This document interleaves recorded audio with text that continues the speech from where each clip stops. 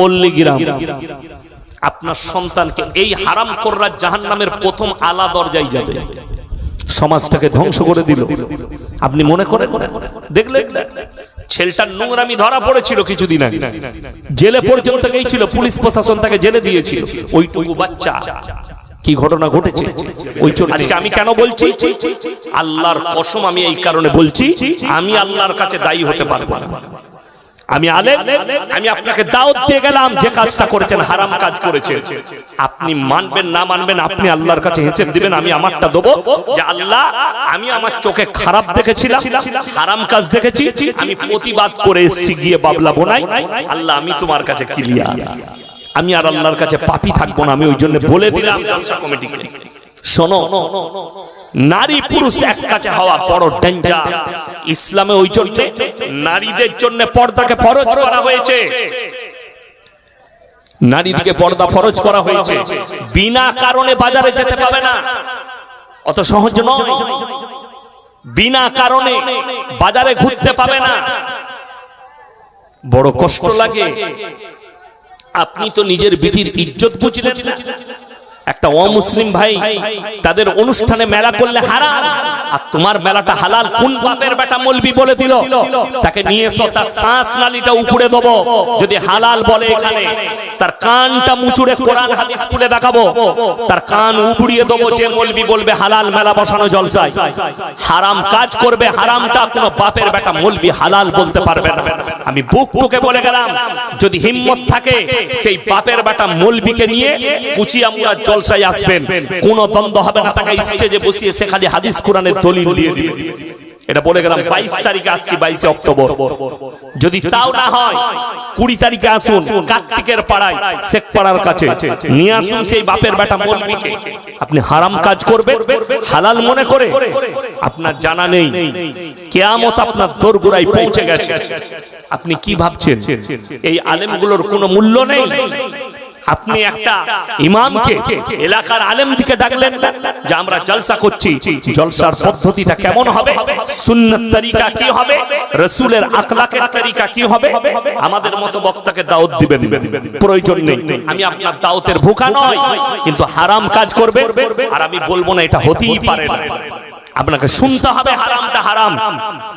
নারীদিকে আমি তো রাস্তায় দেখলাম সব গ্রামে, জানি না আপনার গ্রামের মেয়ে না কোথা থেকে উড়ে এসেছে, যুবতী বিটি ছেলেগুলো রাস্তার উপরে, যুবক ছেলেরা রাস্তার উপরে। কত ডেঞ্জার জানেন? আপনি মনে করছেন জিনা করা মানে খালি শারীরিক মিলনটা না, শারীরিক মিলনটার নাম জিনা নয়। শুধু শারীরিক মিলন সেটা একটা জিনা, হাতের জিনা, চোখের জিনা, নফসের জিনা, কানের জিনা, মুখের জিনা, অন্তরের জিনা, পায়ের জিনা। এই আলেমদিকে জিজ্ঞেস করুন জিনার কতগুলো কোয়ালিটি আছে। একটা মেয়ে রাস্তায় গেছে, তার চেহারা দেখে আমার মনে জাগলো একে জিনা করলে ভালো হতো, এর সঙ্গে মিলেমিশা করলে, এটা নফসের জিনা। একটা মেয়েকে চোখের ইশারা করলাম, চোখের জিনা। একটা মেয়েকে হাত লাগিয়ে দিলাম, হাতের জিনা। কতগুলো পাপ আপনি আপনার মেয়েকে রাস্তায় তুলে দিলেন। জলসা আপনি বিশ্বাস করবেন না, গ্রামের নাম বলে দিচ্ছি, ডিস্ট্রিক্টটা হচ্ছে পুরুলিয়া ডিস্ট্রিক্ট। আমি অবাক হয়েছিলাম, পশ্চিম বাংলায় একটা গ্রাম এরকম নিদর্শন নাই, একটা। পশ্চিম বাংলায় গোটা মুর্শিদাবাদ জেলায় একটা গ্রাম পাওয়া যাবে না, গোটা বর্ধমান জেলায় এরকম একটা গ্রাম পাওয়া যাবে না। ডিস্ট্রিক্টটার নাম পুরুলিয়া, চন্দনকিয়ারি, ধানবাদের কাছাকাছি। আমি জলসায় গেছি, আমার বাড়ি থেকে প্রায় 300 কিলোমিটার রাস্তা। আমি গেছি বিকেল 4টায় ঢুকেছি গ্রামে। গ্রামটার নাম হচ্ছে নডিহা। 1000-এর বেশি আলেম হাফেজ আছে ওই গ্রামে, 1000-এর বেশি আলেম হাফেজ। ওখানে স্টেজে এরকম স্টেজ নয়। আমি যেদিনে বায়ান করতে গিয়েছিলাম কমপক্ষে 15টা মুফতি, 50টা হাফেজ আর 100টার মতো আলেম আমার পেছনে বসছিল। আমার বুকটা কাঁপছিল বায়ান করতে গিয়ে। যে মিস্টেক না হয়। এত বড় বড় আলেমরা বসে আছেন, বিশ্বাস করুন আমি বিকেল 4টা থেকে রাত 2টোয় শেষ করেছিলাম জলসা। রাত 2টো পর্যন্ত একটা 10 বছরের মেয়েকেও রাস্তায় দেখতে পাইনি। এটা 100% একদম স্টেজে আল্লাহর নবীর মেম্বারে বসে বলছি আমি, একটা 10 বছরের মেয়েকে দেখতে পাইনি। আর আপনি দেখুন, আপনি মেলা বসিয়ে কতগুলো মেয়েকে রাস্তায় করেছেন। একটা গ্রাম আছে পুরুলিয়া ডিস্ট্রিক্টে, টাউনের পাশে টাটারি, সেখানে জলসায় গিয়েছিলাম আমি এবং আব্দুর রহমান কাটকি, কটকের একজন বক্তা, দুজন ছিলাম। রাত 4টা পর্যন্ত জলসা হয়েছে। আমার একবারই লাস্টে ছিল 2টো থেকে 4টা, একটা মেয়ে 10 বছরের বাচ্চাকে পর্যন্ত দেখতে পাই। এই হচ্ছে তারবিয়াত। কেন তারবিয়াত? তারা আলেমদের কাছ থেকে তারবিয়াত নিয়েছে, এই আলেমদের কাছ থেকে তারা আখলাক নিয়েছে। আর আপনার ইমাম হচ্ছে, আমাদের দেশে ইমাম হচ্ছে বাপের গোলাম, ইমামকে গোলাম বানিয়ে রেখেছো। ইমামের কথা আমি কি শুনবো? ইমাম আমার কথাই চলছে, ইমামের কথা আমি কি শুনবো? মৌলবীর কথা কি শুনবো? আজকে সমাজের ধ্বংস নেমে এসছে, তার কারণ হচ্ছে আপনি নেতা সিলেক্ট করতে পারেননি। আতিউল্লাহ ওয়া আতিউর রাসূল ওয়া উলিল আমরি মিনকুম ফাইন তানাযাতুম ফি শাইইন ফারুদ্দুহু ইলাল্লাহ। আল্লাহ এবং রাসূলের পরে কেউ যদি তোমাদের সত্তার হয়, সর্বপ্রথম দেখবে তার কাছে দ্বীনি ইলম আছে কিনা, তার কাছে কোরআন হাদিসের জ্ঞান আছে কিনা, তার কাছে হারাম হালালের বিচার আছে কিনা, তার কাছে দ্বীন আছে কিনা, তার কাছে ইমামতি করার যোগ্যতা আছে কিনা। অর্থাৎ তোমার ইমাম, তোমার আলেম, যার কাছে ইলম আছে, সেই হবে তোমার সর্বপ্রথম নেতা। তোমার ইমাম তোমার নেতা। কষ্টের বিষয়, দুঃখের বিষয়, সবাই নিয়ত করুন। আচ্ছা ইমানদারির সঙ্গে বলুন, 5 ওয়াক্তের নামাজ ফরজ না ফরজ নয়? ফরজ। আপনি বিশ্বাস করুন আমাদের সমাজে 100টার মধ্যে 90টা লোক বেনামাজি। ঠিক বললাম না ভুল বললাম? এই পাড়ায়, এই মসজিদের আন্ডারে কটা ঘর আছে বাবা? 70। হ্যাঁ, কটা ঘর আছে? 150টা ঘর। আমি 100টা ধরছি। 100টা ঘর থেকে একটা করে লোক ব্যক্তি নামাজ পড়লে কত হবে? 100 হবে। ইমাম সাহেব কে আছে? 5 ওয়াক্ত তুমি নামাজ পড়াও, 100টা লোক নামাজ পড়ে কটা? গোটা 30। আমি বললাম না, মানে 100টা যদি লোক হয় 30টা লোক নামাজ পড়ে, 70টা লোক বেনামাজি। কত কষ্ট! অথচ রাসূলের হাদিস আছে, যার নামাজ নেই তার মধ্যে ইসলাম নেই, যার নামাজ নেই তার মধ্যে ইসলাম নেই। আমাদের দেশের অনেক নেমোখারাম আছে, চায়ের দোকানে, ডোমকলে বাজারে পাবেন, চায়ের দোকানে বসে ফুটানি করছে কি জানেন? নামাজ না পড়তে পারি, আমার ইমানটা সব থেকে বেশি। এরকম মাল আছে না? নাই। নামাজ না পড়তে পারি, ইমানটা তো আমারই বেশি। যাদের এই রকম সেন্স আছে, এই ভাষা যাদের মুখে আছে, তারা কান খুলে শুনলেন তারা কিরকম খারাপ অবস্থায় তারা জাহান্নামে প্রবেশ করবে। কোথায়? কোরআন। দুটো দল হবে, একটা দল জান্নাতে যাবে, একটা দল জাহান্নামের দিকে যাবে। যারা জান্নাতি হবে তারা আওয়াজ দিবে, কোরআনে আছে কি বলে? ফি জান্নাতি ইয়াতাসাআলুনা আনিল মুজরিমিনা মা সালাকাকুম ফি সাকার। হে জাহান্নামী ভাইয়েরা, দাঁড়াও দাঁড়াও, তোমরা বলতে আমরা ভদ্রলোক, আমরা ভালো লোক, আজকে কেন তোমরা সাকার নামক জাহান্নামে প্রবেশ করছো? 1 নম্বর উত্তর দেবে, ক্বালু লাম নাকু মিনাল মুসাল্লিন। এটা তাদের 1 নম্বর উত্তর, আমরা নামাজি মুসল্লিদের মধ্যে ছিলাম না, আল্লাহ তাই আমাদেরকে জাহান্নামে পাঠিয়েছে। নামাজি ছিলাম না, আল্লাহ তাই জাহান্নামে পাঠিয়েছে। জান্নাতীরা ডাক করিয়ে জিজ্ঞেস করবে।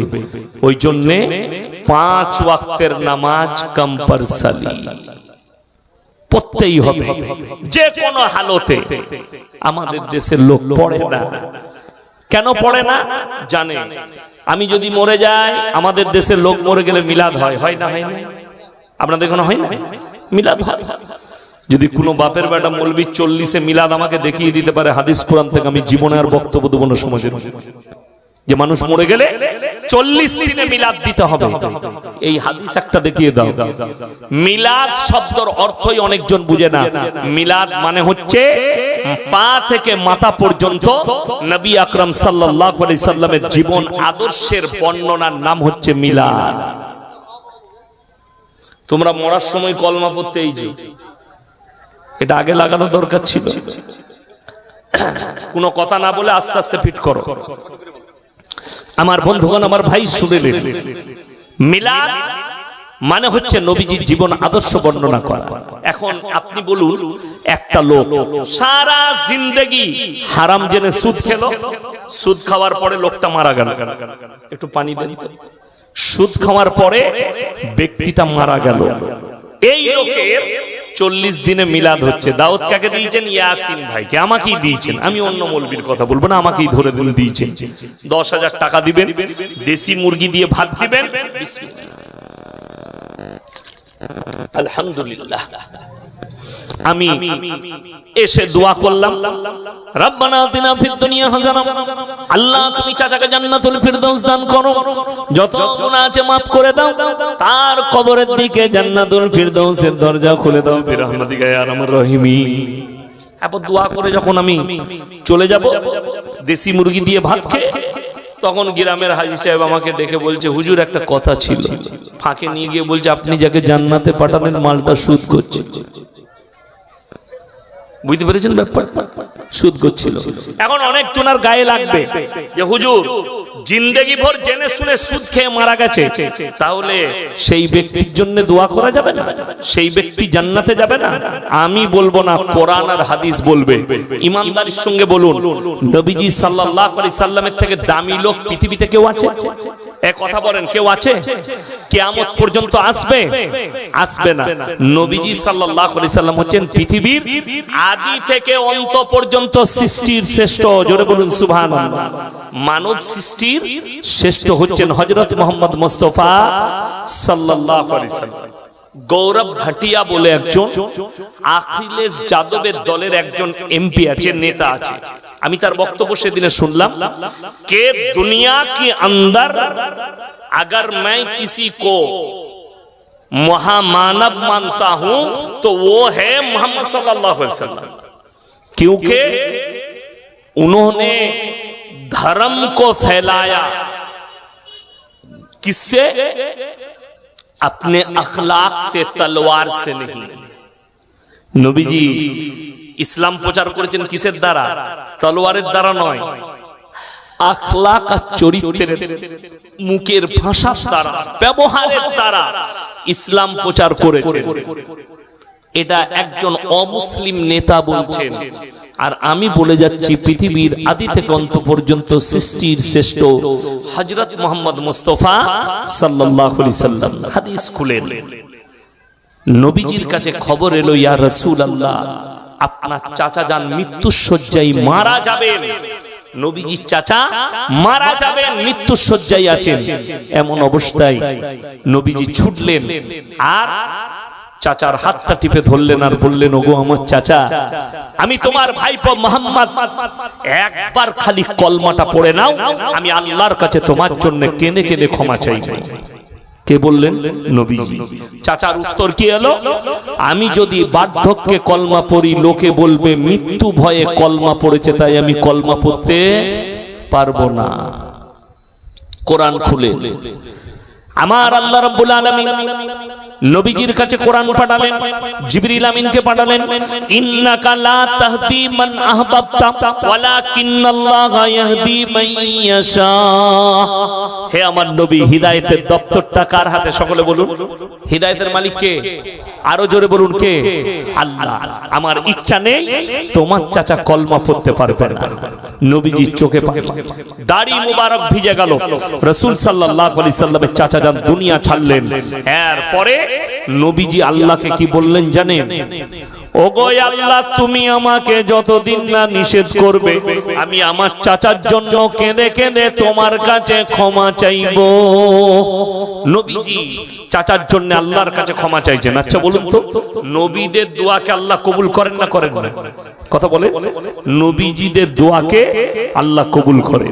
কিন্তু শুনলেন নবীজি দোয়া করতে লাগলেন, আল্লাহ তুমি আমার চাচাকে ক্ষমা করে দাও, আল্লাহ তুমি আমার চাচাকে জান্নাতি করো। যখন দোয়া করছেন আল্লাহ জিবরিল আমিনকে পাঠালেন, কি বলে, মা কানা লিন নাবিয়্যি ওয়াল্লাযীনা আমানু আইয়াস্তাগফিরু লিল মুশরিকিন ওয়ালাউ কানু উলি কুরবা।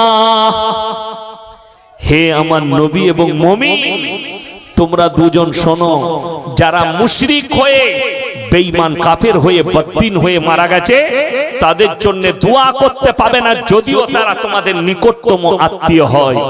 নবীজিকে আল্লাহ নিষেধ করলেন তোমার চাচার জন্য দোয়া করা যাবে না, যেহেতু তোমার চাচা মুশরিক হয়ে মারা গেছে, আল্লাহ বিরোধী হয়ে, আমার রাসূল বিরোধী হয়ে মারা গেছে। নবীজির হাত নেমে গেল, আল্লাহ নিষেধ করলেন তোমার জন্য, একটা মুমিনের জন্য উচিত হবে না যে মুশরিক হয়ে বেঈমান কাফের হয়ে মারা যাবে, যদিও তার আত্মীয় হয়, তার জন্য দোয়া করতে পাবে না। তোমার আব্বা তোমার বেটা জেনে শুনে হারাম জেনে জিদ করে করে সুদ খেয়ে জীবন কাটিয়েছে, হারাম জেনে মদের ভাটিতে জীবন কাটিয়ে মারা গেছে, হারাম জেনে মদ পান অবস্থায় মারা গেছে, আর তুমি বলছো ইয়াসিনকে দিয়ে দোয়া করিয়ে জান্নাতে পাঠাবো। আল্লাহ নবীজিকে নিষেধ করলেন, এটা একটা দলিল গেল। নাম্বার 2, আমি ম্যাপে দেখছিলাম কাছে একটা নদী আছে মনে হয় পেছন দিয়ে, না আমি ম্যাপে দেখছিলাম যে একদম নদীর গায়ে এসেছি, আমি গাড়িতে ম্যাপে দেখছিলাম। এই নদীর পারে যদি কোনো বাবা দাঁড়িয়ে থাকে আর তার পাশে তার সন্তান থাকে, সেই সন্তান যদি পড়ে যায় বাবা ঝাঁপ দেবে না, দেবে না? বাবা দেবে। সাঁতার না জানলেও কিন্তু ঝাঁপ দেবে। কেন? তার পিতৃ স্নেহ তাকে নিয়ে গিয়ে ঝাঁপ দেওয়াবে, তার সন্তান ঝাঁপ দিয়ে দিবে বাঁচাবার জন্য। বড় কষ্ট লাগে। পৃথিবীতে আল্লাহ তাআলা যতগুলো নবী পয়গম্বর রাসূল পাঠিয়েছেন, সব থেকে বেশি দিন যিনি তাবলীগ করেছেন, দাওয়াত দিয়েছেন, তার নাম হচ্ছে হযরতে নূহ নবী। 950 বছর, জোরে বলুন সুবহানাল্লাহ। 950 বছর এই নূহ নবীর কথায় মুষ্টি কত লোক ঈমান এনেছে, মুষ্টি কত লোক।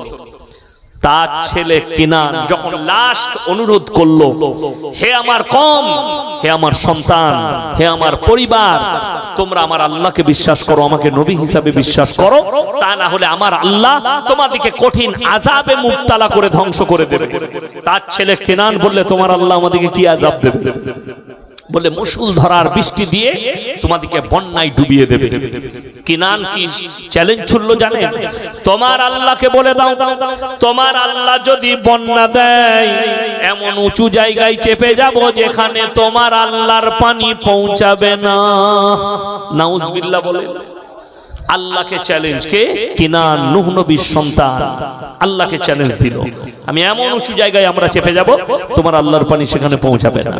রওয়ায়েতে আছে, মুফাসসিরিনরা লিখছেন, ইমামরা লিখেছেন যে পৃথিবীতে আজকে তারিখ পর্যন্ত, আজকে 16 তারিখ অক্টোবরের আজকে তারিখ পর্যন্ত যতগুলো প্রলয় ঘটেছে, বন্যা হয়েছে, নূহ নবীর বন্যাটাই হচ্ছে সবথেকে উচ্চ বন্যা। মুফাসসিরিনরা লিখছেন সমুদ্রের পানিকে আল্লাহ 1250 ফুট উপরে তুলে দিয়েছিলেন, গোটা পৃথিবী ডুবে গিয়েছিল। নূহ নবী নৌকার উপরে, যারা ঈমান এনেছে তারা তার সাথে আছে, সমস্ত জীব জন্তু পশু পক্ষী আল্লাহ বললেন সব চাপিয়ে নাও তোমার নৌকায়। তারা মুষল ধরার পানি, সমুদ্রের পানি উঠে গেল 1250 ফুট উপরে। নূহ নবী নৌকায় বসে দেখতে পাচ্ছে তার কম মারা যাচ্ছে, তার সন্তান কিনান হাবুডুবু খেয়ে মারা যাচ্ছে। বেটা তো থাকতে পারেনি। আল্লাহকে কি বললে জানেন? লা আসিমাল ইয়াউমা মিন আমরিল্লাহ, ওগো আল্লাহ এটা আমার ওরসজাত পুত্র, তুমি একে রক্ষা করো। আমার আল্লাহ উত্তর দিলেন লামিনাল খাসিরিন, হাত নামিয়ে নাও যে আমাকে মানেনি, আমার নবীকে মানেনি, আমার দ্বীনকে মানেনি, তার জন্য দোয়া করলে তোমাকেও ক্ষতিগ্রস্তদের মধ্যে ফেলে দেব। নূহ নবীর চোখে পানি, হাত নেমে গেল। সন্তানের জন্য আর দোয়া করতে পাবে না যে আমাকে মানেনি, আমার নবীকে মানেনি, আমার দ্বীনকে মানেনি।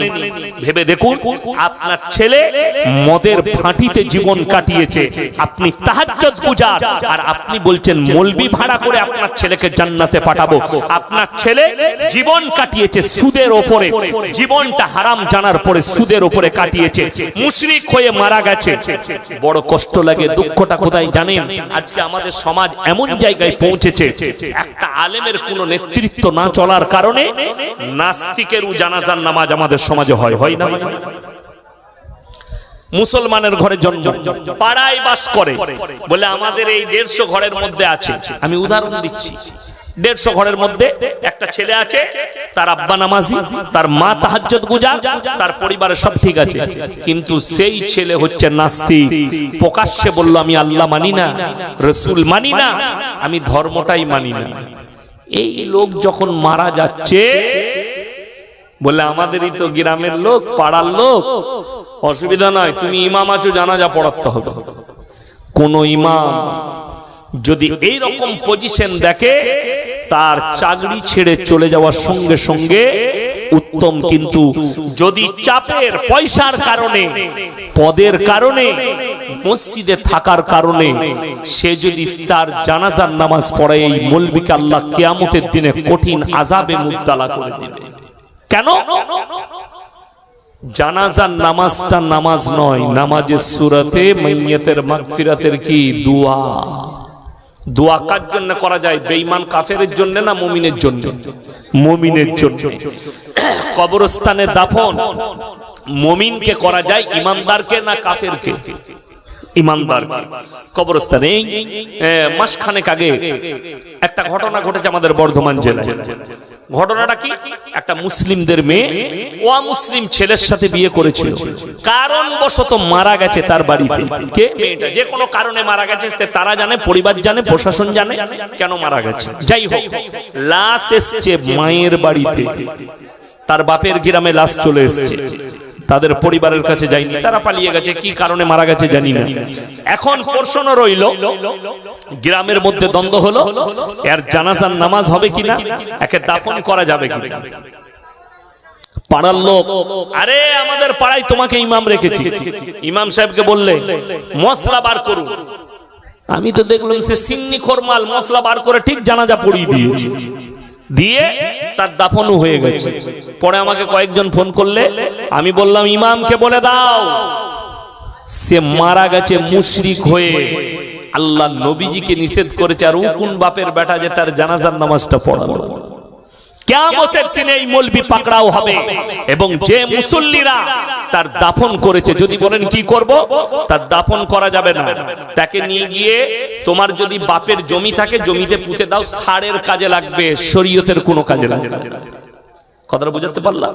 সারের কাজে লাগবে, শরীয়তের কোনো কাজে লাগবে না, ইসলামের কোনো কাজে লাগবে না। ইসলামে কাজে লাগবে। সে যদি কেউ শুনে থাকতো, মৃত্যুর আগে বলেছে আমি যা করলাম ইস্তেগফার করছি, আমি কালমাটা পড়ে নিয়েছি, আমি আল্লাহ তোমার উপরে ঈমান আনলাম, তাহলে ব্যাপার দাঁড়াতো, ফতোয়া আসতো যে তখন তার জন্য কি করা যাবে। কিন্তু কেউ জানে না সে মারা গেছে সেই অবস্থায়, সেই জায়গায় মুশরিকের অবস্থায় মারা গেছে, অর্থাৎ না তার জানাজা হবে, না তার দাফন করা হবে। কবরস্থানে দাফন তাকে করা যাবে না। নদীতে ফেলি দেন, কুকুরে খেয়েলে, সাপে খেয়েলে, শিয়ালে খাক, মাঠে পুঁতে দেন, সারের কাজে লাগবে। কবরস্থানে মুমিনকে দাফন করা হয়, কবরস্থান পবিত্র জায়গা, কবরস্থানে আল্লাহ ওয়ালাকে দাফন করা হয়, যারা আমার আল্লাহর প্রতি বিশ্বাস আনে, যারা আমার রাসূলের প্রতি বিশ্বাস আনে।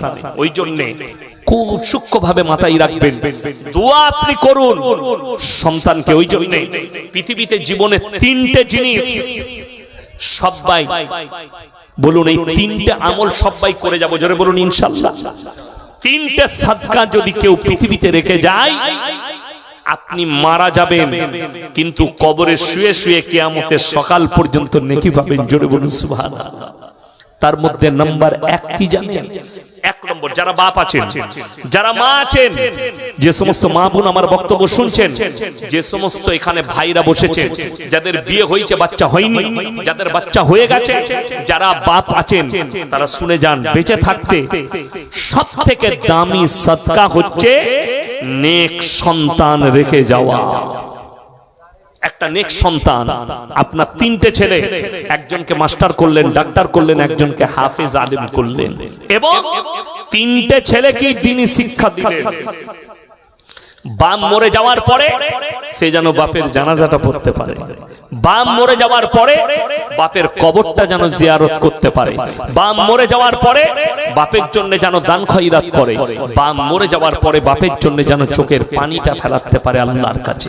আল্লাহ, আমার আব্বা চলে গেছে, হাদিসে আছে, কোন সন্তান, নেক সন্তান, সে যদি নামাজের পাটিতে আল্লাহকে বলে, আল্লাহ আমার জন্মদাতা বাপ, তোমার নিয়ামত তুমি ফিরিয়ে নিয়েছো, কবরে কি হালতে আছে জানি না, আল্লাহ আমার আব্বার কবরকে তুমি নূরে মুনাব্বার করে দাও, জান্নাতের বাগিচা বানিয়ে দাও।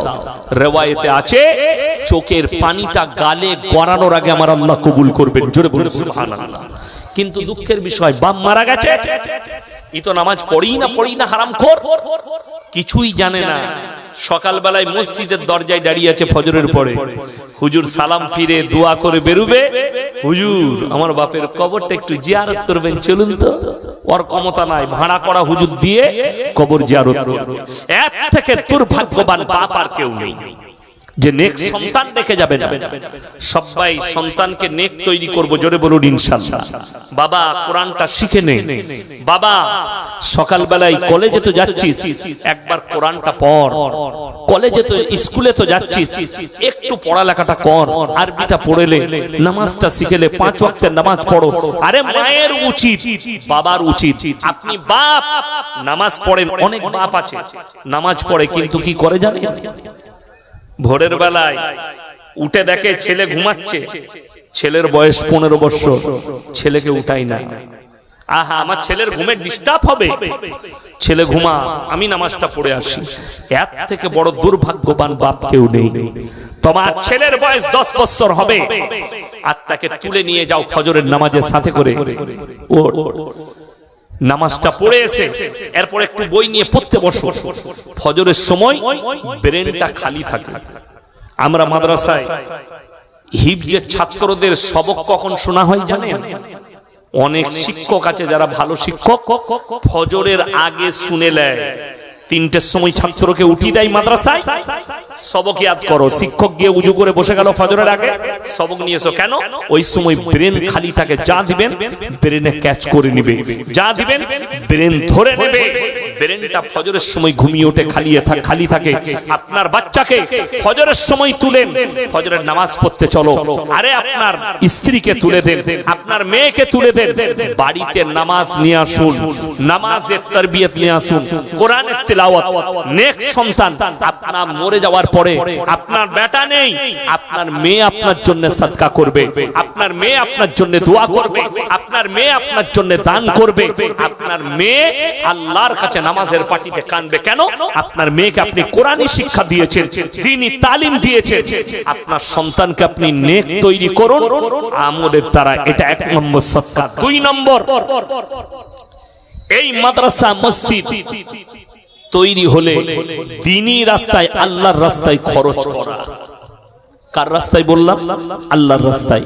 আপনার মসজিদে কাজ হচ্ছে, 1 বস্তা সিমেন্ট হুজুর আমার লেখুন, ওই জায়গায় 1 বস্তা সিমেন্ট দেবো। তুমি চলে যাবে, কিয়ামতের সকাল পর্যন্ত মসজিদ যতদিন বাকি থাকবেন, নেকি ততদিন আপনি কবরে শুয়ে শুয়ে পেতে থাকবেন। জোরে বলুন সুবহানাল্লাহ।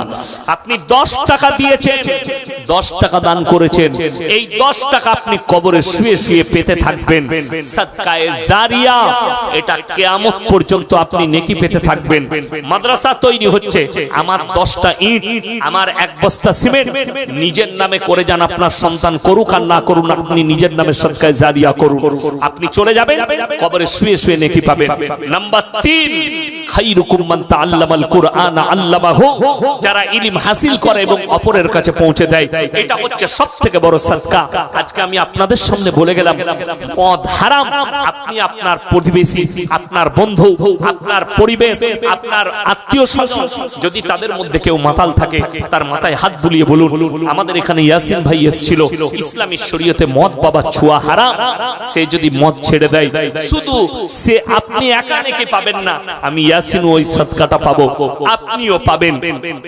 যে ব্যক্তি মদটা ছাড়লো, সে যদি তার বন্ধুকে বলে, ভাই আমার একজন আত্মীয় আছে, আমার চাচা হয়, আমার মামা হয়, তিনি একটা বক্তব্য শুনেছিল, এই দেখ মোবাইলটা খুলে ইয়াসিন সাহেব উনি বলেছেন মদ হারাম, ইসলামে মদটা আর খাস না, সেই ছেলেটা যখন ছেড়ে দেবে, এরকম ভাবে আপনি নেকি পেতে থাকবেন। এবং বড় বড় কিতাব যে আলেমরা লিখেছেন, ইমাম বুখারী, তিরমিজি, আবু দাউদ, ইবনে মাজাহ, নাসাঈ, শরীফ এবং বড় বড় মুহাদ্দিস, বড় বড় উলামায়ে দ্বীনরা যারা কিতাব লিখেছেন, এই কিতাব যত মানুষ চর্চা করে ইলম হাসিল করবে, এরা কবরে শুয়ে শুয়ে সাদকায়ে জারিয়ার নেকি পেতে থাকবে। দোয়া করবেন। আগামী সিজনে ইনশাআল্লাহ আপনাদের কাছে একটা কিতাব আমি নিয়ে আসছি, লেখা হয়ে গেছে শয়তানের রহস্য, একটা বই লিখেছি, বইটা এখনো ছাপতে পাঠানো হয়নি, খুব তাড়াতাড়ি পাঠাবো। আপনারা দোয়া রাখবেন, কেন এটা সাদকা হিসাবে মানুষের কাছে পৌঁছাবে, তারা শয়তানের রহস্য সে আরেকজনের কাছে পৌঁছাবে। আমি ইয়াসিন যেন নেকি পেতে থাকি, আমি মরে যাওয়ার পরেও যেন আমার নেকির রাস্তাটা জারি থাকে। এই তিনটে মারাত্মক সদকা। আল্লাহর কাছে যতগুলো পাপ আছে, নিকৃষ্ট পাপ হচ্ছে তিনটে, তার মধ্যে একটা হচ্ছে শিরকের পাপ। আল্লাহর যে ক্ষমতা, সে ক্ষমতা পৃথিবীতে আর কারুর আছে? আল্লাহর যে ক্ষমতা, সেই ক্ষমতা আর কারুর আছে? গাছের, পাথরের, মাটির, কোন জিনিসের। যেমন উদাহরণস্বরূপ বলি, আমি ইয়াসিন এখন বেঁচে আছি না নাই? কথা বলছি যখন বেঁচে আছি। হুজুর যদি বলেন ইয়াসিন ভাই আপনি 100 টাকা দেন, আমি বার করে দিতে পারবো না? পারবো। আচ্ছা, আমি যদি এখনই মারা যাই আর ইনি যদি আমার কাছে চাই, দিতে পারবো? কথা বলে কেন? আমার আর দিবার ক্ষমতা নেই। এক্স্যাক্টলি আমি এটাই বুঝাতে চাইছি, যদি আমি ইয়াসিন, আমার কাছে ইনি 100 টাকা চাইলে যদি দিতে পারি, আর আমি যদি মারা যাই আর আমার দিবার ক্ষমতা না থাকে, তাহলে তুমি ইয়াসিন, আমি মারা গেছি, আমার কবরে এসে কি করে ভালো মন্দ চাইবে? কথা বোঝাতে পারলাম? হারাম। আল্লাহ ছাড়া ভালো মন্দের মালিক কেউ আছে পৃথিবীতে? নেই। আল্লাহ ছাড়া ভালো মন্দ, কল্যাণ অকল্যাণের মালিক পৃথিবীতে কেউ নেই। অবাক হবে একজন অমুসলিম ভাই, আমি এখনই বললাম যে অমুসলিম ভাইদের উৎসবে যাওয়া কি শিরক, হারাম। এখন বলুন, তিনারা একটা মাটির পুতুল তৈরি করে তার উপাসনা করে না করে না? ইসলামী শরীয়তে ওইটা শিরক এবং হারাম, করা যাবে না। তার অনেকগুলো দলিল আছে। ইব্রাহিম আলাইহিস সালাতু ওয়াস সালামের আব্বার তিনটা কাজ ছিল। কয়টা কাজ বললাম? তিনটি। এক নম্বর মূর্তি তৈরি করা, মূর্তি বিক্রি করা, তার উপাসনা করা, এই তিনটে কাজ ছিল। ওই জন্য কোরআনে আছে ইব্রাহিম আলাইহিস সালাতু ওয়াস সালাম নিজের আব্বা জানকে দাওয়াত দিলেন, কি বলে? ইস ক্বালা লিয়াবিহি ইয়া বাতি লিমা তাবুদু মা লা ইয়াসমাউ ওয়া লা ইউবসিরু ওয়া লা ইউগনি আনকা শাইয়া। হে আমার আব্বা জান, আপনি কার উপাসনা করছেন? কাদের?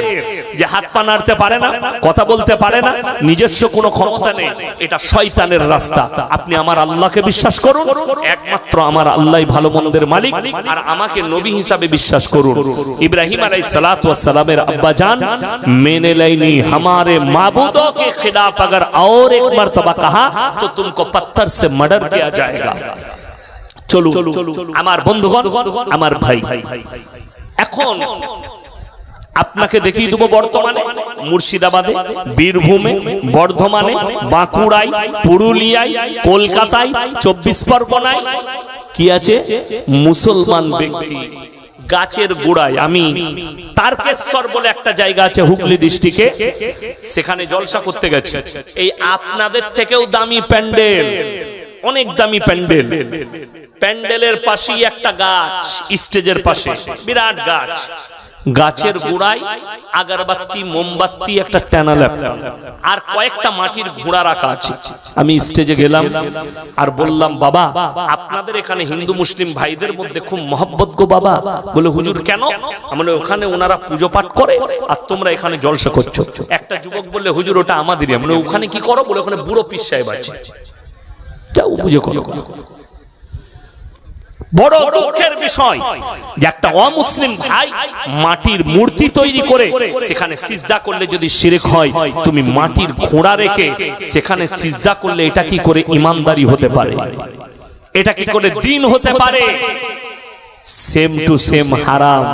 আমাদের দেশে সবথেকে বেশি শিরকে লিপ্ত আছে আমার মা বোনেরা, সবথেকে বেশি কুসংস্কারে লিপ্ত আছে মা বোনেরা। আপনাদের মুর্শিদাবাদ থেকে আমাকে ফোন করে জিজ্ঞেস করেছিল, হুজুর আমাবস্যার রাতে কি বিয়ে করা যাবে? আমি বললাম, মোটেই করবি না, কালো ছেলে হবে। কি বলবো? হাদিসে নাই, কোরআনে নাই। কে বলছে? তার খালার হাদিস আর ফুফুর হাদিস। খালার হাদিস, ফুফুর হাদিস। এই দেখবেন চন্দ্রগ্রহণ সূর্যগ্রহণ হয় না হয় না। আমাদের দেশের অনেক বৃদ্ধ মা, আগেকার মারা কি বলে জানেন? যে মেয়েদের পেটে বাচ্চা আছে, চন্দ্রগ্রহণ সূর্যগ্রহণ হলে তাদের কোনো কাজ করতে নেই। যদি কোনো জিনিস কাটে, ছেলের ঠোঁট কাটা হয়, সেলাই করলে কান ফুটো হয়। আপনারা বলুন তো, চন্দ্রের মালিককে? সূর্যের মালিককে? গ্রহণ লাগানোর মালিককে? আল্লাহ। তাহলে চন্দ্র গ্রহণ কি করে ক্ষতি করবে আপনার সন্তানের? এ হচ্ছে শিরকি আকীদা। আল্লাহ ছাড়া তার সৃষ্টির উপরে বিশ্বাস, তার উপরে আকীদা নিয়ে আসা, এটাই হচ্ছে দুঃখের। হাজী সাহেব কে আছেন এখানে? কে কে হাত তুলে? হাজী সাহেব কেউ আছে? আছে, অনেকে আছে। আরে সৌদি আরবে গেছে অনেকজন, মুর্শিদাবাদের লোক তো প্রায় যায়, উমরা করে এসছে। হাজী সাহেব দিকে জিজ্ঞেস করুন, মক্কা থেকে মদিনা 470 কিলোমিটার রাস্তা। বড় দুঃখের বিষয়, একটাও মাজার পাবেন না। আমার বাড়ি থেকে আপনাদের এই গ্রাম পর্যন্ত 235 কিলোমিটার রাস্তা, 235,000-এর বেশি মাল আছে। দুঃখটা ওইটাই, কষ্টটা ওইটাই। মক্কা মদিনায় একটাও হলো না। আপনার জানা আছে? হাজী সাহেব দিকে জিজ্ঞেস করুন, উহুদের প্রান্তরে লোহার ব্যারিকেড দিয়ে ঘেরা আছে 70 জন সাহাবীর কবর। সেখানে এমন একজন সাহাবী শুয়ে আছেন, তিনি হচ্ছেন নবীজি সাল্লাল্লাহু আলাইহি সাল্লামের চাচা যান হযরত আমির হামজা রাদিয়াল্লাহু তাআলা আনহু। যুদ্ধের ময়দানে যার বুকটা চিড়ে কলিজা ফট্টা বার করে চিবিয়ে খেয়েছিল, তার নাম হিন্দা। সেরকম সাহাবী শুয়ে আছেন, তাদের মাজার নয়, ওটা ছেড়ে দেন। হাজী সাহেবকে জিজ্ঞেস করুন, নবীজি সাল্লাল্লাহু আলাইহি সাল্লামের রওজা মুবারকে কটা চাদর চড়িয়েছিলেন? একটাও নয়। যদি কবরে চাদর চড়ানো জায়েজ হতো, আল্লাহ রাসূল সাল্লাল্লাহু আলাইহি সাল্লামের কবরটা আসমান পর্যন্ত হিরে মতি মুক্ত চাদরে ঢেকে যেত। নবীজির কবরে জায়েজ নেই, পৃথিবীর আর কোন মৌলবি মোল্লা পীর ফকিরের কবরের জন্য জায়েজ হবে না। আল্লাহ রাসূলের কবরে সিজদা নেই, পৃথিবীর আর কোন মৌলবি মোল্লা পীর ফকিরের কবরের জন্য সিজদা চলবে না। আল্লাহ রাসূলের কবরে ভালো মন্দ চাইতে পাবে না। আল্লাহ ছাড়া ভালো মন্দের মালিক কেউ নয়। পৃথিবীর আর কারোর কাছে ভালো মন্দ চাওয়া যাবে না। যেমন বলে দিই, অনেকজন মনে করে 3টে স্থান, কটা স্থান বললাম বাবা? 3টে স্থান ছাড়া নেকির উদ্দেশ্যে সফর করা যাবে না। নাম্বার 1 মক্কা, আল্লাহর ঘর। কেউ যদি নেকির উদ্দেশ্যে আমি ওখানে গিয়ে নেকি কামাবো, জায়েজ আছে এবং নেকিও আছে। নিয়ত করা মাত্র সে নেকি পাবে। সেখানে গিয়ে যদি 1 রাকাত নামাজ পড়ে, তার নামায় আমলে 1 লাখ রাকাত নামাজের নেকি দেওয়া হবে। জোরে বলুন সুবহানাল্লাহ। এই উদ্দেশ্যে মক্কা যেতে পারেন। নাম্বার 2 মদিনা মুনওয়ারা, যেখানে রাসূল আকরাম সাল্লাল্লাহু আলাইহি সাল্লাম শুয়ে আছেন। নেকির উদ্দেশ্যে আপনি যেতে পারেন, জায়েজ আছে। সেখানে 1 রাকাত নামাজ পড়লে 50,000 রাকাত নামাজের নেকি পাবেন। নাম্বার 3 ওই জায়গাটা আল আকসা বাইতুল মাকদাস, যেটা নিয়ে ফিলিস্তিন ইসরাইল ইরান যুদ্ধে জড়িয়েছে। গাজায় যুদ্ধ চলছে, যে ফিলিস্তিন, যে আল আকসার জন্য, ওই মসজিদের উদ্দেশ্যে আপনি সফর করতে পারেন, যে আল আকসায় গিয়ে নামাজ পড়বো, জায়েজ আছে। বাকি পৃথিবীর যতগুলো পৃথিবীর অলির কবর আছে, অলির মাজার আছে, মসজিদ আছে, নেকির উদ্দেশ্যে সফর করা জায়েজ নেই। আপনি দিল্লি গেছেন, জামে মসজিদ আছে সামনে, নামাজ পড়ে নিলেন, অসুবিধা নাই, নেকি পাবেন। আপনি গেছেন আজমিরের দিকে, চলো খাজা মঈনুদ্দিন চিশতি রহমাতুল্লাহ আলাইহির মাজার আছে, আপনি জিয়ারত করা সুন্নত করে নিলেন, কিন্তু নিয়ত করে যাওয়া শরীয়ত সম্মত নয়। ওই জন্য শিরকটা বুঝতে হবে, বেদাতটা বুঝতে হবে। আজকে আমার বহু মা, আমি আপনাদেরকে দলিল দিয়ে যাই, এখানে আপনার, আমি গত 3 দিন আগে ফুরফুরাই ছিলাম, ফুরফুরার দাদা হুজুর যিনি আছেন, তিনার ফতোয়ায় লেখা আছে মেয়েদের মাজারে যাওয়া হারাম। আরেকজন বড় মৌলবি বেরেলভি, তিনি লিখেছেন মেয়েদের নিয়ত করাটাও হারাম, মাজারে যাওয়া তো অনেক দূরের কথা। আপনাদের এখানে মানুষ মরে গেলে, স্বামী মরে গেলে স্ত্রী কবরস্থানে যায়, কথা বলেন, যেতে পাবে? পাবে না। বাপ মরে গেলে বিটি যেতে পাবে?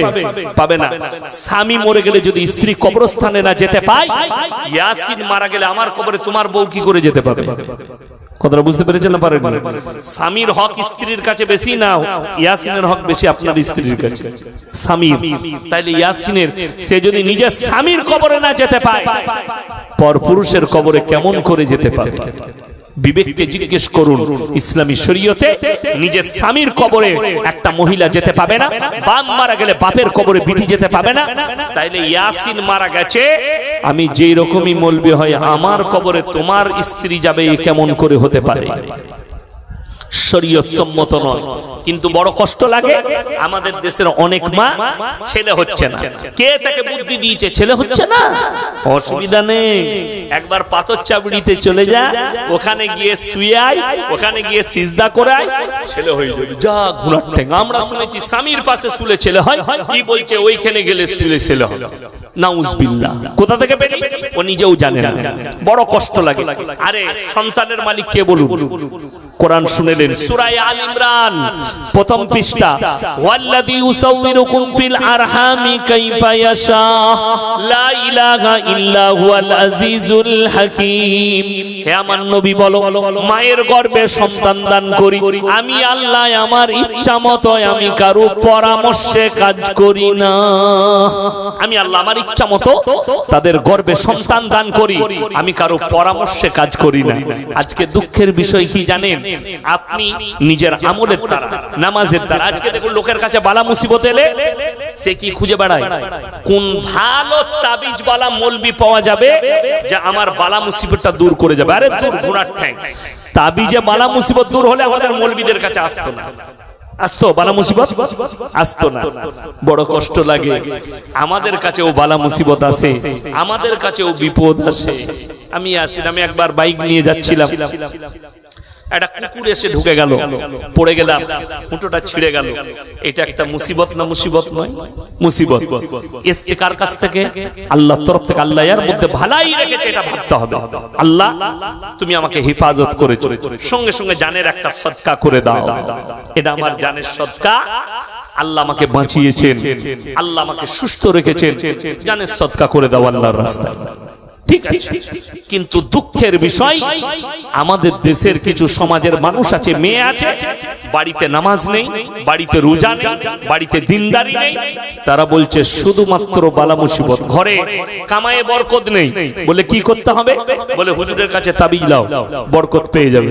বলে আমাদের এত কামাই করছি, টাকা থাকছে না, এত কামাই করছি, পয়সা নেই, হুজুর একটা লাইন বলে দেন যেন আমাদের পয়সা থাকে, আমাদের যেন টাকা থাকে। আমাকে যদি জিজ্ঞেস করেন, তাবিজ নয়, আমি ইয়াসিন বলে যাচ্ছি, যারা পাঁচে কানা নামাজ পড়বে, রাসূলের হাদিস, মৃত্যুকাল পর্যন্ত আল্লাহ তাদের রুজিতে কোনোদিন কমি দিবেন না। জোরে বলুন সুবহানাল্লাহ। আল্লাহর রাস্তায় দিনের পথে যারা থাকবে আল্লাহ মৃত্যুকাল পর্যন্ত ইজ্জতের রুজি দিবেন। এটা রাসূলের হাদিস। আপনি মানেন আর না মানেন, এইটাই সহি এবং এটাই সত্য। দ্বিতীয় নম্বর শুনে নেন আমার বন্ধুগণ, আমার ভাই, আপনি বালা মুসিবত দূর করবেন ফজরের নামাজের পরে, রাত্রে সুবহার সময় 100 বার করে পড়ুন। সবাই আমার সাথে বলুন, লা ইলাহা ইল্লা আনতা সুবহানাকা ইন্নী কুনতু মিনাজ জালিমিন। দুআয়ে ইউনুস পড়ুন সকাল সন্ধ্যা 100 বার করে, আমার আল্লাহ বালা মুসিবতকে দূর করে দিবেন। আপনি ভেবে দেখুন না, আপনি উম্মতে মুহাম্মাদি হযরতে ইউনুস নবী মাছের পেটে খালি এই দোয়া পড়েছেন, মাছকে আল্লাহ হুকুম দিলেন 40 দিন তুমি সমুদ্রের মধ্যে থাকবে, আমার নবী তোমার পেটে থাকবে, তুমি হজম করতে পাবে না। জোরে বলুন সুবহানাল্লাহ। 40 দিন পর জীবিত অবস্থায় ফিরে এসেছেন এই দুয়ার বরকতে। আর আপনার বাড়িতে বালা মুসিবত এসেছে, আপনি মুমিন, আপনি আল্লাহকে বিশ্বাস করেন, রাসূলকে বিশ্বাস করেন, আর আপনি যদি 100 বার করে এই দোয়াটা সকাল সন্ধ্যা পড়েন, আপনার বালা মুসিবত দূর হয়ে যাবে। আপনাকে বিশ্বাস করে পড়তে হবে, আপনাকে ইয়াকিন এনে পড়তে হবে। আমার বন্ধুগণ, আপনার বাড়িতে বরকত নেই, এশার নামাজের পরে বাড়িতে সূরা ওয়াকিয়াত তেলাওয়াত করুন। যে বাড়িতে সূরা ওয়াকিয়াত তেলাওয়াত হয় প্রত্যেক দিন রাত্রিতে, আল্লাহ তাদের কামায়ে বরকত দেয়, আল্লাহ তাদের রুজিতে বরকত দেয়। আপনার বাড়িতে কোরআনের তেলাওয়াত নেই, আপনার বাড়িতে নামাজের ফিজা নেই, আপনার বাড়িতে কিছুই নেই। এখন অনেক মুসলমানের প্রশ্ন হবে, বেঈমান কাফেররা তো নামাজই পড়ে না, তাই না? তাদের কাছে এত পয়সা। আল্লাহ মাল দুজনকে দেয়, একজনকে রেগে দেয়, একজনকে ভালোবেসে দেয়। মুমিনকে আল্লাহ যে মাল দিয়েছে, এই মাল তাদেরকে জান্নাতে নিয়ে যাবে। কাফেরকে আল্লাহ যে মাল দিয়েছে, সেই মালই তাদের জন্য জাহান্নামে যাওয়াটা যথেষ্ট। কেন? আপনি আপনার মালটা যখন আল্লাহর রাস্তায় দিনের পথে সৎ পথে খরচ করবেন, এই মালটাই আপনার জান্নাতে যাওয়ার জরিয়া। আবার কেউ যদি কোন বেঈমান কাফের 100 কোটি টাকা দান করবে, আমাকে আপনাদের নদিয়া ডিস্ট্রিক্টের একটা ছেলে একদিন ফোন করেছে, আরে তুমি সালমান খানকে বলেছো মুসলমান নয়, জানো কত টাকা দান করে? আমি বললাম, দান করলে যদি মুমিন হওয়া যায়, বিল গেটস কত দান করেছে জানো? বলে কত? আমি বললাম 1000 মিলিয়ন ডলার। কোথায়? করোনার সময় কয়েকটা দেশকে দান করেছে। তাহলে তার থেকে বড় মুমিন তো কেউ নাই। দান করলে মুমিন হওয়া যায় না, দান আলাদা, মুমিন আলাদা। মুমিনের দান কবুল হয়, বেঈমানের দান কবুল হয় না। হ্যাঁ, সে যে দান করছে, ভালো কাজ করছে, তার বদলা তাকে আল্লাহ দুনিয়াতে দিবেন, আখিরাতে আর তার কোনো কিছু থাকবে না। এটা ভালো করে শুনে নিন। অনেকজন মনে মনে করবেন, একজন অমুসলিম ব্যক্তি, একজন কাফের, সে লোকটা ভালো, সে লোকটা লোকের উপকার করে, লোককে দান করে, লোকের কারো ক্ষতি করে না, এর জন্য কিন্তু সে কালমাওয়ালা নয়, সে আল্লাহকে বিশ্বাস করেনি। তাহলে এর জন্য কি হবে? তার জন্য হাদিসে আছে, সেই তার বদলা আল্লাহ দুনিয়াতে তাকে দিয়ে দিবে। যেমন আপনাকে একটা উদাহরণ দিই, স্কুল দেখেছেন? স্কুল আপনাদের এখানে স্কুল আছে না? নাই। হাই স্কুল বলুন, কলেজ বলুন, যাই আছে, আপনি গিয়ে অফিসগুলো দেখবেন, অফিসে কাদের ছবিগুলো টাঙানো আছে মাথার উপরে? কবিগুরু রবীন্দ্রনাথ ঠাকুর, ঈশ্বরচন্দ্র বিদ্যাসাগর, বঙ্কিমচন্দ্র চট্টোপাধ্যায়, শরৎচন্দ্র, নেতাজি সুভাষচন্দ্র বোস, এদের ছবিগুলো টাঙানো আছে, আছে না? নাই। আছে। তাদের জন্ম মৃত্যু দিনগুলো পালন করা হয়, হয় না? হয় না? তাদেরকে সম্মান দেওয়া হয়, শ্রদ্ধাঞ্জলি দেওয়া হয়, তাদের ফটোয় মালা পরিয়ে তাদের জন্মদিন, তাদের মৃত্যুদিন পালন করে। এটাই তো তাদের জন্য সম্মান দুনিয়াতে, তাদের ভালো কাজের সম্মান। তো তারা মানুষ কিয়ামত পর্যন্ত তাদেরকে মনে রাখবে, স্কুল কলেজে মাথায় রাখবে, মাথার উপরে রাখবে। কিন্তু আল্লাহর কসম, কলমা না পড়ার কারণে কিয়ামতের দিনে কিছুই থাকবে না। কিয়ামতের দিনে আল্লাহর কাছে যারা পুরস্কৃত হবে তারা হচ্ছে মুমিন, আল্লাহর কাছে যারা তিরস্কৃত হবে তারা হচ্ছে বেঈমান কাফির। এটা হচ্ছে সহিহ হাদিস।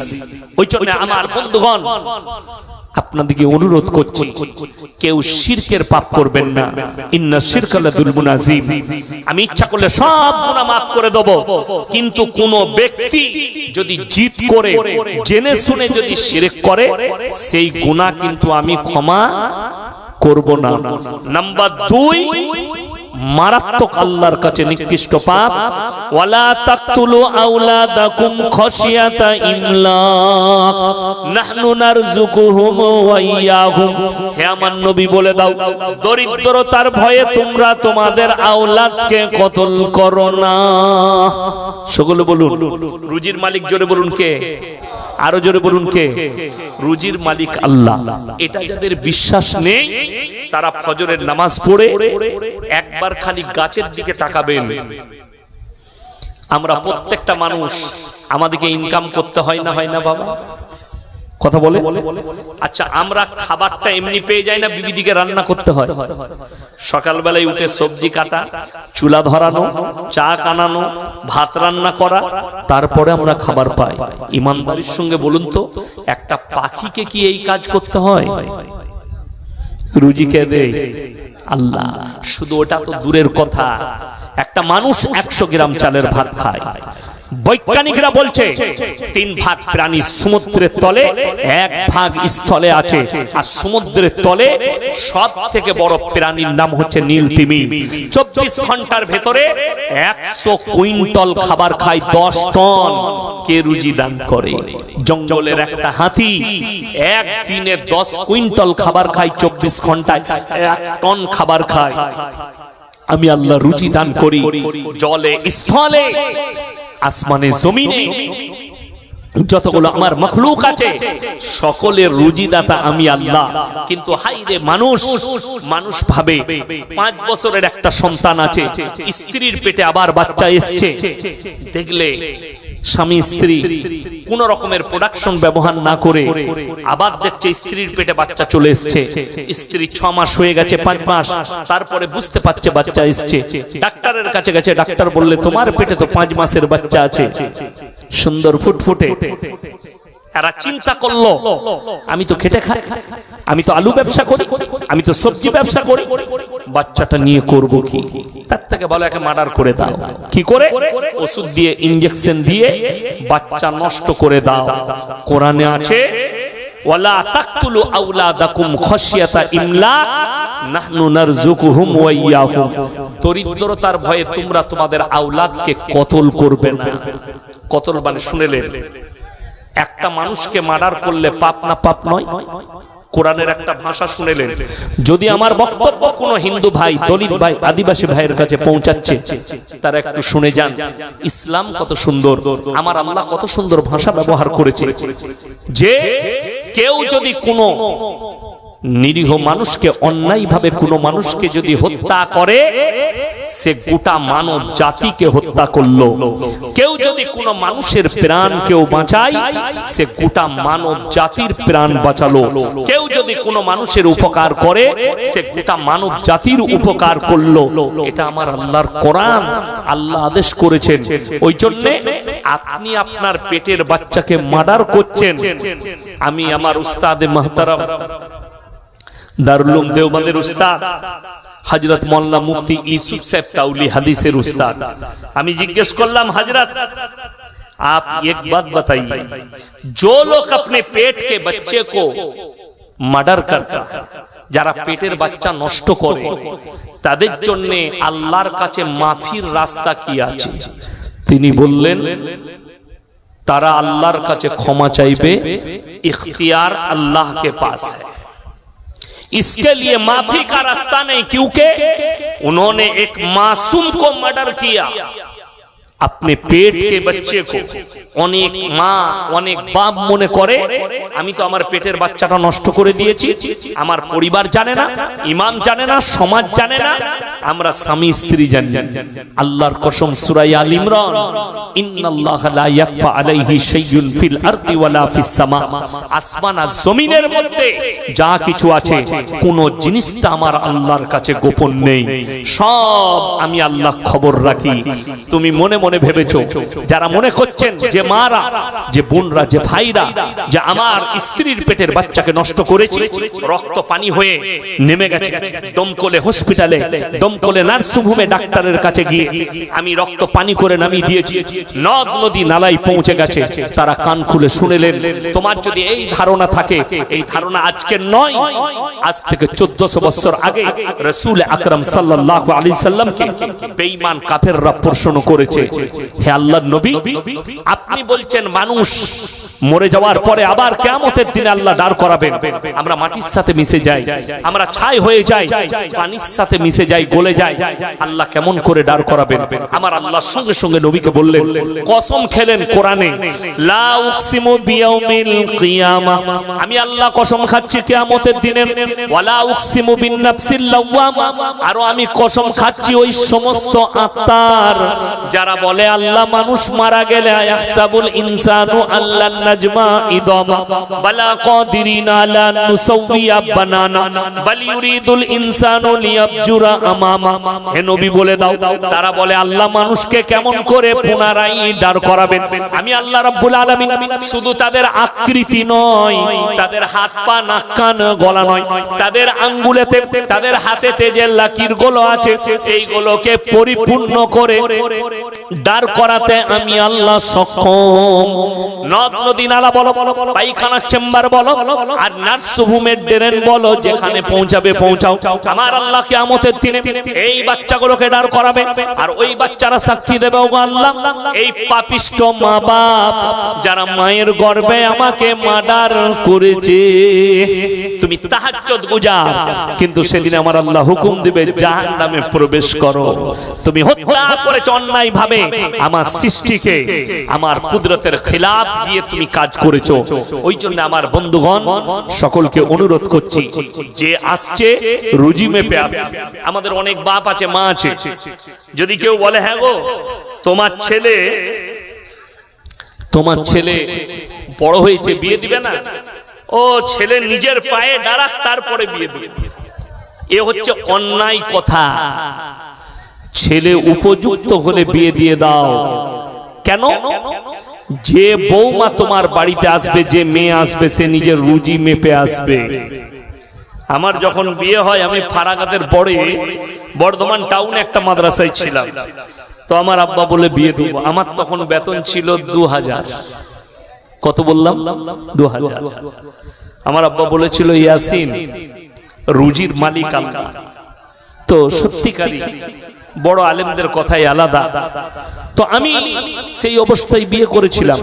2000-এ যে বরকত ছিল, আজকেও 20,000-এ সেই বরকতই আছে আল্লাহর রহমতে, কখনো কমই বুঝতে পারিনি। কেন? আমার বাড়িতে আমার গিন্নি এসছে নিজের রুজি মেপে, আমার মেয়ে জন্ম নিয়েছে নিজের রুজি মেপে, আমার খাবার তারা খায়। আচ্ছা বলুন তো, আপনি 500 চালের ভাত খেতেন, আপনার ছেলে হওয়ার পরে আপনি 100 গ্রাম চালের ভাত খান, বাকিটা ওরা খায়।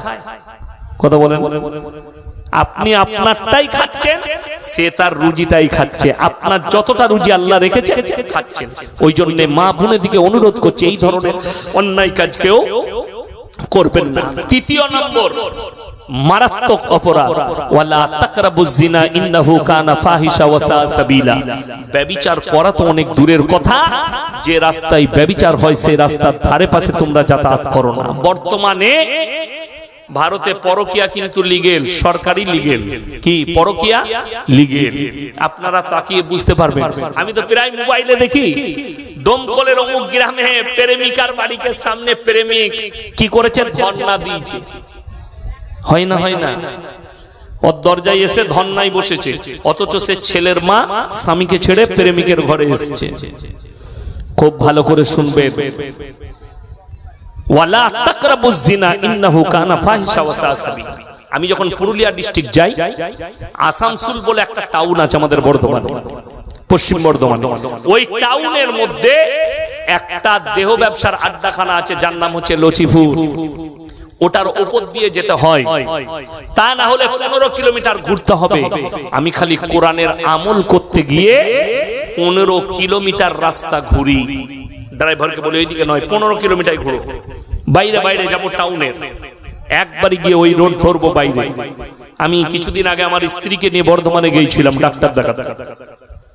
ডাক্তারে লিখে দিল রক্ত পরীক্ষা করতে হবে। কোথায় যেতে হবে? গাড়ি 4 চাকা যাবে না সেখানে। তো আমি টোটো ভাড়া করলাম, এই নিয়ে চলো। তো যেদিকে যাচ্ছে সেদিকে একটা নিষিদ্ধ পল্লী আছে, মানে দেহ ব্যবসার আড্ডাখানা। আমি তাকে বললাম, ভাই ওই দিকে যেও না, তুমি ওই দিকে ঘুরে ঘুরে নিয়ে চলো। বলে না, 20 টাকা ভাড়া, আমি সঠিক যাব। আমি বললাম, তোমাকে আমি 150 টাকা দেবো, তুমি 1 কিলোমিটার ঘুরে নিয়ে চলো, এই রাস্তায় নিয়ে যাও না। কেন? কোরআনের আমল করতে হবে, ওই রাস্তার ধারে পাশে যাতায়াত করো না। আমার বিবাহিত মায়েরা, অবিবাহিত মায়েরা, তোমরা কান খুলে শোনো। যারা স্বামী থাকতে তার পেছনে যারা জিনা করছে, পরকিয়া করছো, স্বামী থাকতে, স্বামী সৌদিতে আছে, স্বামী বাইরে কাজ করছে কেরলে, তার পেছনে যারা জিনায় লিপ্ত হয়েছো, পরকিয়ায় লিপ্ত হয়েছো, তুমি যদি তাহাজ্জুদ গুজার হও, তুমি লিখে নাও, তোমার নামটা জাহান্নামে লিস্ট হয়ে যাচ্ছে। সাবধান, আল্লাহর কাছে নিকৃষ্ট পাপ জিনা। ইসলামে ওই জন্য পর্দাকে ফরজ করা হয়েছে। পর্দা নারীদের জন্য ফরজ। ওয়াদরিব কুমুরিহিন্না আলা জুনুবিহিন। হে নারী, তুমি পর্দা নির্ধারিত করো, তোমরা কোনোদিন ধর্ষিত হবে না, লাঞ্ছিত হবে না। পুরুষরা শুনলেন, আল্লাহ মুমিনদের আখলাক বর্ণনা করলেন 18 পারার প্রথম পৃষ্ঠায়, ইল্লা আলা আজওয়াজিহিম আও মা মালাকাত আইমানুহুম ফাইন্নাহুম গায়রু মালুমিন ফামান ইবতাগা ওয়ারা যালিকা ফাউলাইকা হুমুল আদুন। হে পুরুষরা শোনো, যারা স্ত্রী অপর নারীর সঙ্গে সম্পর্ক রাখবে তারা হচ্ছে সীমা লঙ্ঘনকারী, আর আমি আল্লাহ সীমা লঙ্ঘনকারীকে জাহান্নামে নিক্ষেপ করব।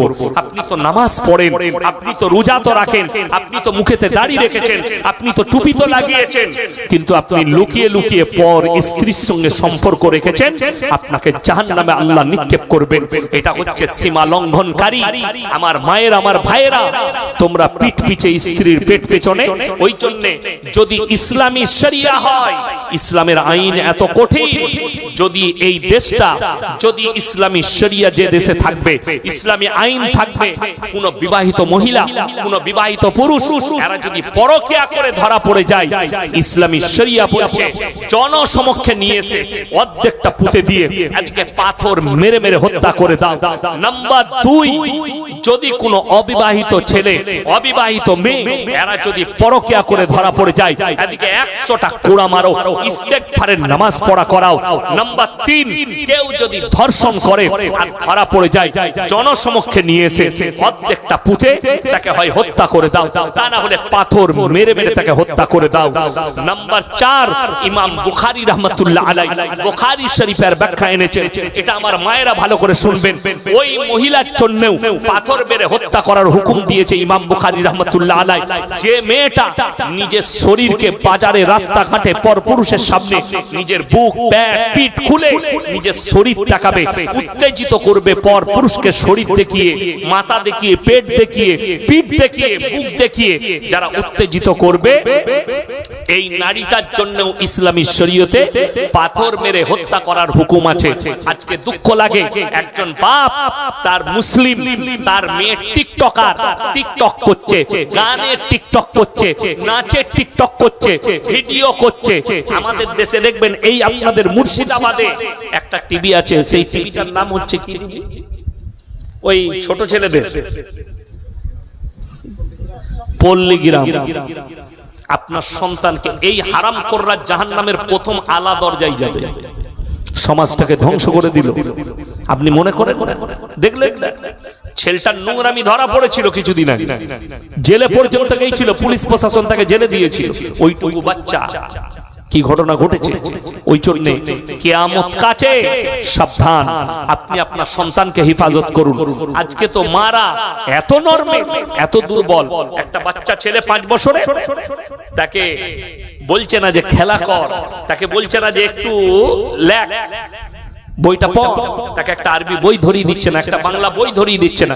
ছেলে বদমাশি করছে, মা রান্না করবে, কাজ করবে, মা ঘুমাবে, ছেলের হাতে মোবাইল ধরিয়ে দিচ্ছে। এখনকার দাদুরা তো অবাক। আর আপনি জানেন দাজ্জাল আসবে না, আসবে না, কথা বলে, দাজ্জাল অবশ্যই আসবে, তাই না? কিন্তু দাজ্জাল দমকলে আসবে তো নাকি? দাজ্জালের প্রথম ধাপ, দাজ্জালের প্রথম ধাপ, দাজ্জাল শুধু একটা ব্যক্তির নাম নয়, দাজ্জাল হচ্ছে পুরো একটা সিস্টেমের নাম। দাজ্জালের প্রথম ধাপ হচ্ছে এআই প্রযুক্তি। যারা আমার বাবাজি আছেন তারা বুঝতে পারবেন না, যারা যুবক আছে, বড় মোবাইল যাদের কাছে আছে তারা জানে এআই প্রযুক্তি তার একটা কত ডেঞ্জার বলে দিই। মোবাইলটা কোথায় আমার?